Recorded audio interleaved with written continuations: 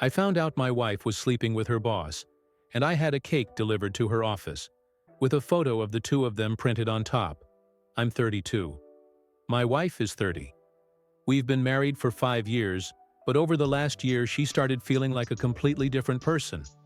When we met, we both already had careers, and it genuinely seemed like we shared the same values. I went the technical route. I finished trade school, picked up practical skills, and before anyone took me seriously in software, I paid my dues in a bunch of awful entry-level jobs. I had to grind through roles that barely deserved the title job. But over time, I built a reputation the hard way. Eventually, my credibility mattered more than a diploma ever could. My wife has a master's degree and works in management.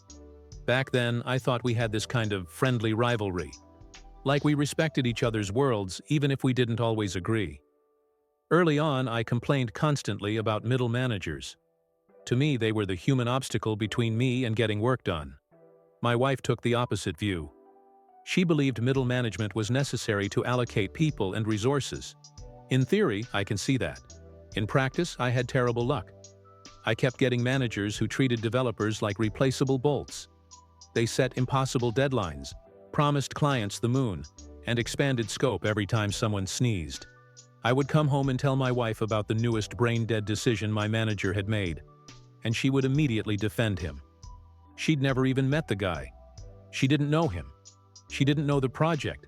She didn't know the deadlines. Yet she'd say things like, "He sees things you don't," as if that automatically made him right. After about a year of dating, I realized I needed to stop. So after a while, I learned to shut up about work. Unless I was talking about a raise or vacation days, every conversation somehow turned into her acting irritated. Like my lack of a university degree was this embarrassing flaw she had to tolerate. Before we got married, she pushed the "you should go back to school" idea pretty hard. Not aggressively, but consistently, like it was a box she needed checked. When I laid out what student loans would actually look like and how stupid it would be to bury ourselves in debt for a piece of paper, she dropped it. At the time, we both entered the marriage basically debt-free, and we were making roughly the same money. 2 years ago, I landed a job at a company where the owner actually talked to me directly. He saw value in what I could do, not in what letters were printed on a diploma. My career took off fast after that.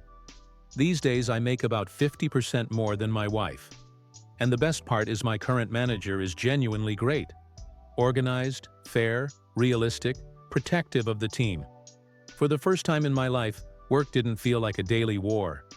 For the first 4 years of our marriage, things were, honestly, good.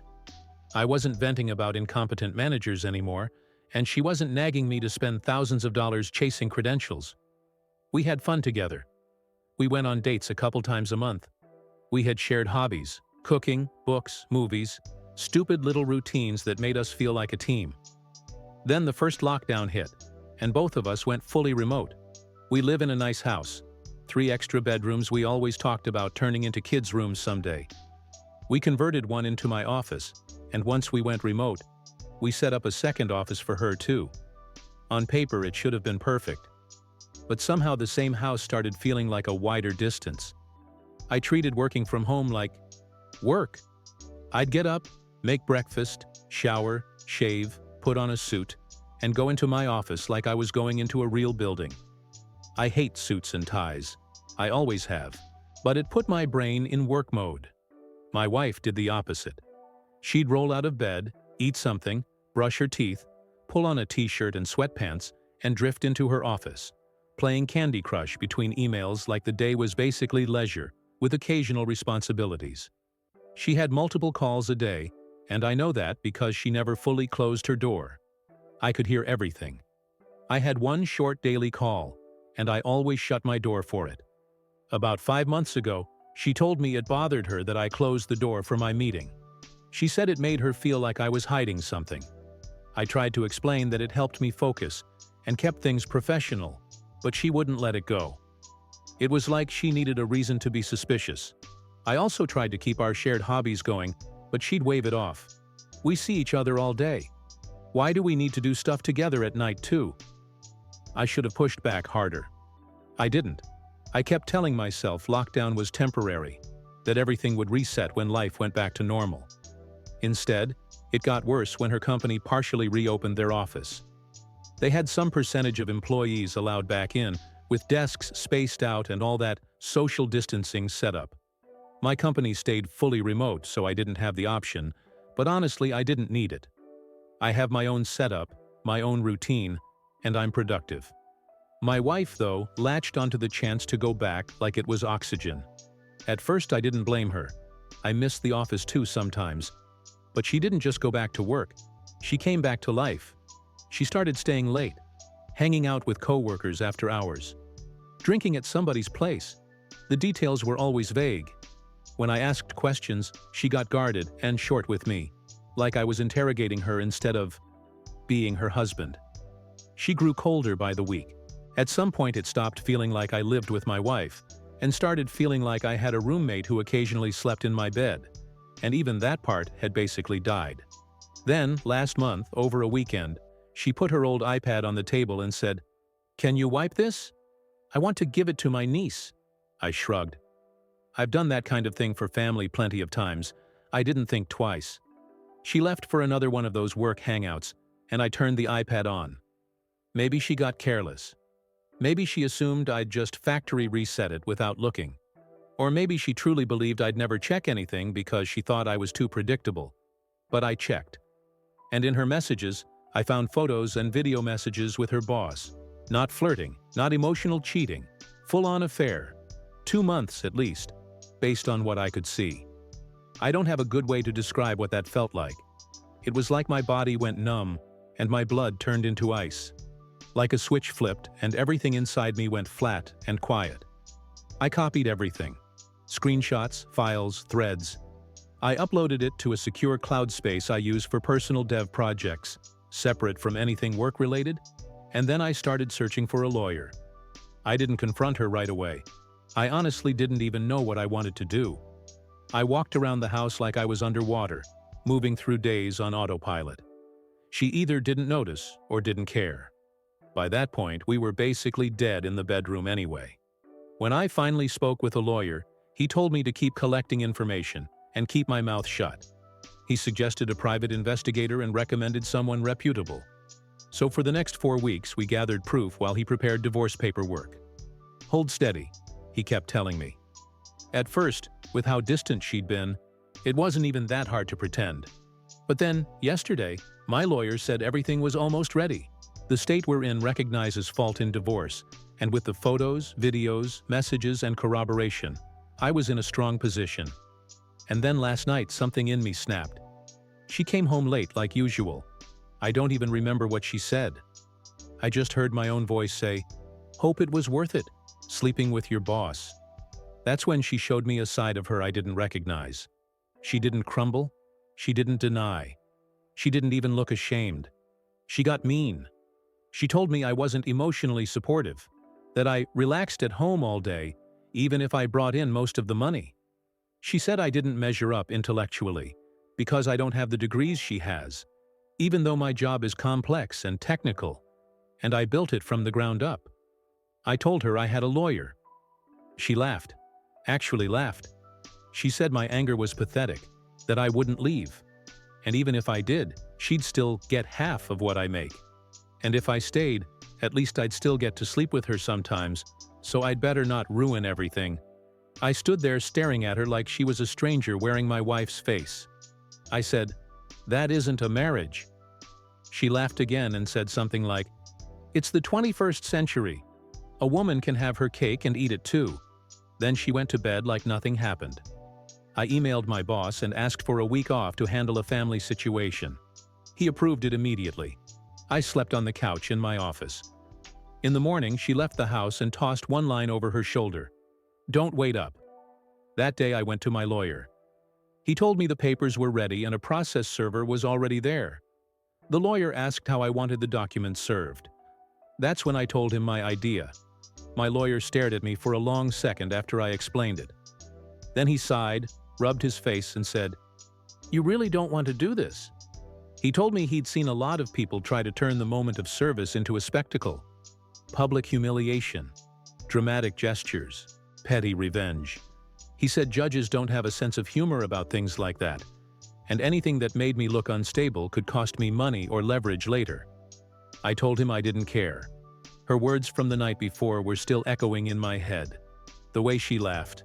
The way she spoke like I was a piece of furniture she was bored with.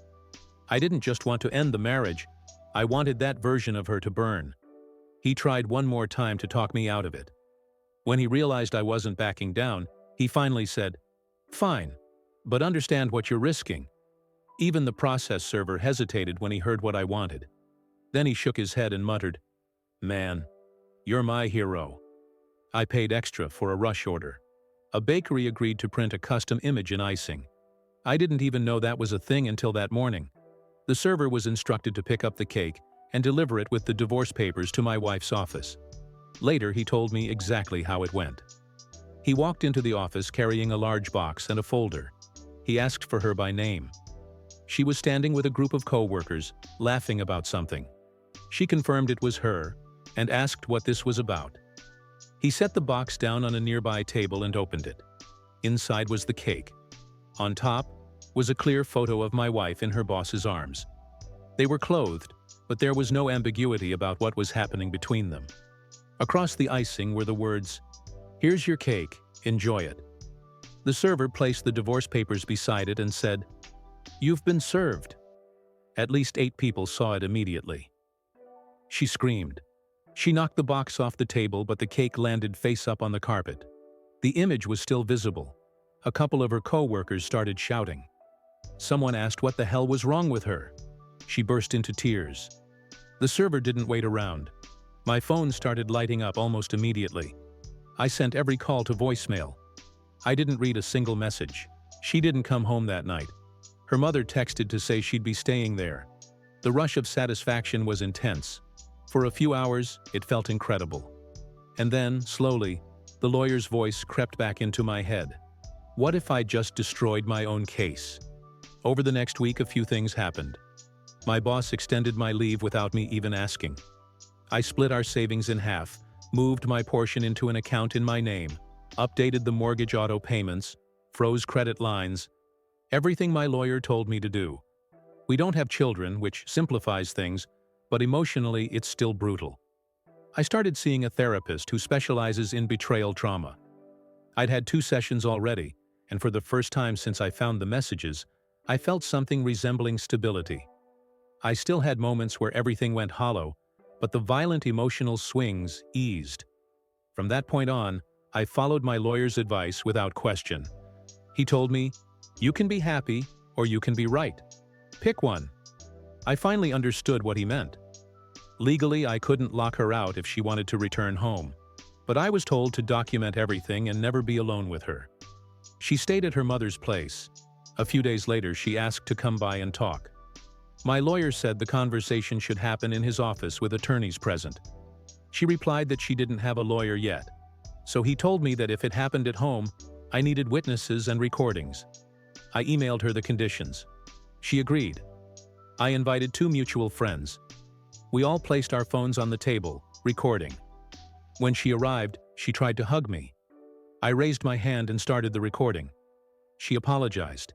She said it felt like she was in a movie, not in her own life, that the affair made her feel alive, that it gave her adrenaline. She asked if I wanted to know why. I told her it didn't matter. She explained anyway. When the office reopened, she bonded with 3 female co-workers, all of them older, 2 divorced. They filled her head with the idea that she deserved more. They constantly asked about our marriage. One of them, clearly the leader, started psychoanalyzing me based on her stories.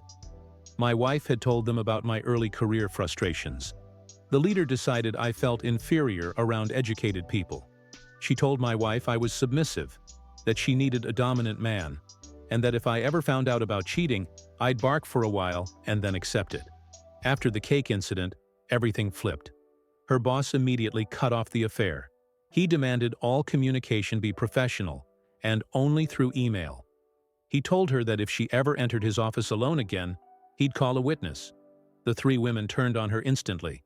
They publicly trashed her. According to her, only a handful of people actually saw the cake, but the story spread fast. HR wasn't involved yet. Then she asked me for $5,000. I didn't understand. She had money. She had her share of the savings. She was living with her mother. She explained that the three women were blackmailing her. They wanted money in exchange for silence. They'd given her a deadline before going to HR with details. She begged me. I told her that if she paid them, they'd never stop. That the only real option was to report everything herself. That facing it head-on gave her better odds than waiting for the knife. She hesitated. Then she asked the real question. What happens to us? I told her there was no us anymore. That she needed a lawyer. That at best, I could tell her how to protect herself at work. But she'd probably have to rebuild her career somewhere else. I told her she needed therapy too. Anyone who could go from mocking me to begging in a week had things to untangle. She left soon after. Later, my lawyer told me she'd hired counsel. A few days later, I was informed that I would need to attend a session with a couples therapist. I didn't want to. Divorce was inevitable. But my lawyer said it was about optics. I had to appear reasonable. The session happened over Zoom. I was at home. She was at her mother's. The therapist tried to distribute blame evenly. You can understand how distance might create unmet needs, he said. I replied, distance doesn't create affairs. Choices do. They tried for 2 hours to get me to accept 10% of the blame. I refused. At the end, the therapist asked why I was so cold. I said, infidelity can cause trauma similar to PTSD. He said, yes, I've heard that. When time ran out, she asked if I'd agreed to another session. I said, I don't think that's a good idea. She begged. I said, good night, and disconnected. Now I wait. Not for reconciliation. For the next reasonable request, my lawyer says I can't formally refuse, so he can keep painting me as the calm, stable one. Because I lost my temper once, and I intend to make sure it stays a single moment.